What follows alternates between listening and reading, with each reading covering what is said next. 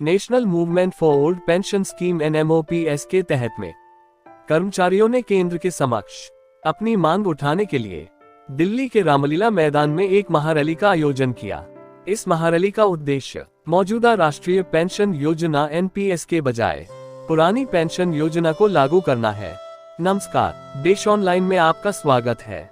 हाथों में तिरंगे, खचाखच भीड़। ओल्ड पेंशन बहाली को लेकर रामलीला मैदान में हल्ला बोल करते सरकारी कर्मचारियों का जोश हाय। पुरानी पेंशन योजना ऑप्स की बहाली की मांग को लेकर देश भर से हजारों सरकारी कर्मचारी रविवार को राष्ट्रीय राजधानी के रामलीला मैदान में जुटे। National movement for old pension scheme NMOPS के तत्वावधान में कर्मचारियों ने केंद्र के समक्ष अपनी मांग उठाने के लिए एक रैली का आयोजन किया। पेंशन शंखनाद महारैली का आयोजन मौजूदा राष्ट्रीय पेंशन योजना NPS के बजाय पुरानी पेंशन योजना को लागू करने के लिए केंद्र पर दबाव बनाने के उद्देश्य से किया गया है। रैली के आयोजकों ने मीडिया कर्मियों से कहा कि 4 राज्य पहले ही OPS लागू करने की घोषणा कर चुके हैं, तो केंद्र इसे लागू क्यों नहीं कर सकता। देश के विभिन्न हिस्सों से हजारों सरकारी कर्मचारियों ने रामलीला मैदान में रैली में हिस्सा लिया। ये रैली तब आयोजित की जा रही है जब केंद्र इस साल मार्च में सरकारी कर्मचारियों के लिए पुरानी पेंशन योजना को चुनने का एकमुश्त विकल्प लेकर आया था। कार्मिक मंत्रालय की एक अधिसूचना के अनुसार जो कर्मचारी 22 दिसंबर 2003 जिस दिन NPS अधिसूचित किया गया था से पहले विज्ञापित या अधिसूचित पदों पर केंद्र सरकार की सेवाओं में शामिल हुए, वे केंद्रीय सिविल सेवा पेंशन नियम 1972 अब 2021 के तहत पुरानी पेंशन योजना में शामिल होने के लिए पात्र हैं।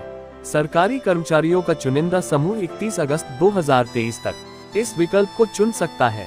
मंत्रालय ने कहा था कि एक बार इस्तेमाल किया गया विकल्प अंतिम होगा। इस संबंध में विभिन्न अभ्यावेदन, संदर्भ और अदालती फैसलों के बाद ये कदम उठाया गया है। आदेश में कहा गया है कि अब यह फैसला लिया गया उन सभी मामलों में जहां केंद्र सरकार के सिविल कर्मचारी को किसी पद या रिक्ति के विरुद्ध नियुक्त किया गया है जिसे NPS के लिए अधिसूचना की तारीख यानी 22 दिसंबर 2003 से पहले भर्ती नियुक्ति के लिए विज्ञापित अधिसूचित किया गया था और 1 जनवरी 2004 को या उसके बाद सेवा में शामिल होने पर NPS के तहत कवर किया गया है। CCS पेंशन नियम 1972 अब 2021 के तहत कवर करने के लिए एक बार विकल्प दिया जा सकता है।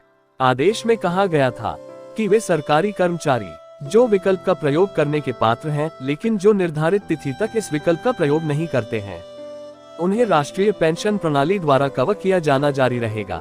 OPS के तहत कर्मचारियों को एक तय पेंशन मिलती है। एक कर्मचारी पेंशन के रूप में अंतिम आहरित वेतन की 50% राशि का हकदार है। OPS को NDA सरकार ने 2003 में 1 अप्रैल 2004 से बंद कर दिया था। वहीं NPS के तहत कर्मचारी अपने मूल वेतन का 10% पेंशन के लिए योगदान करते हैं, जबकि सरकार 14% का योगदान करती है। केजरीवाल ने X पर एक पोस्ट में कहा, हम OPS को वापस लाने संबंधी सरकारी कर्मचारियों की मांग का पुरजोर समर्थन करते हैं। नई पेंशन योजना NPS कर्मचारियों के खिलाफ अन्याय है। हमने पंजाब में OPS लागू की है और दिल्ली सरकार के कर्मचारियों के लिए इसे लागू करने के लिए केंद्र को पत्र लिखा है। कुछ अन्य गैर भारतीय जनता पार्टी भाजपा सरकारों ने भी OPS लागू की है। दिल्ली के मुख्यमंत्री अरविंद केजरीवाल ने रविवार को पुरानी पेंशन योजना OPS को लेकर समर्थन जताया और कहा कि उन्होंने केंद्र से इसे दिल्ली सरकार के कर्मचारियों के लिए लागू करने का अनुरोध किया है।